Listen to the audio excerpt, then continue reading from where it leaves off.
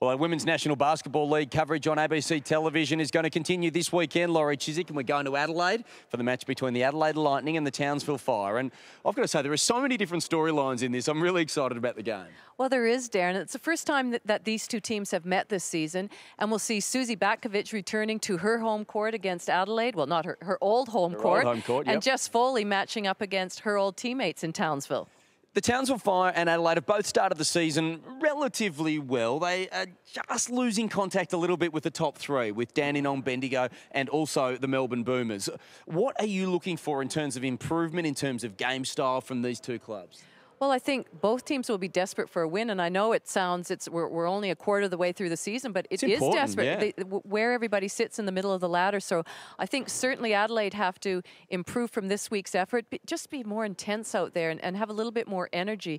And Townsville, well, they're looking the goods right now. It'll be interesting to see how Susie comes up against their old team. I'm expecting a close one.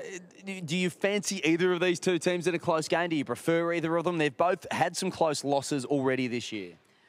Well, right now, just on form, I would have to go purely Adelaide because it's their home game and Townsville's traveling. But really, none of them have shown enough form that I go, yes, they're definitely on the improve. They're doing, you know, they're fluctuating, both teams. All right, well, there's a lot to look forward to. That is for sure. And our action is going to be on ABC television this Saturday afternoon from the Adelaide Arena.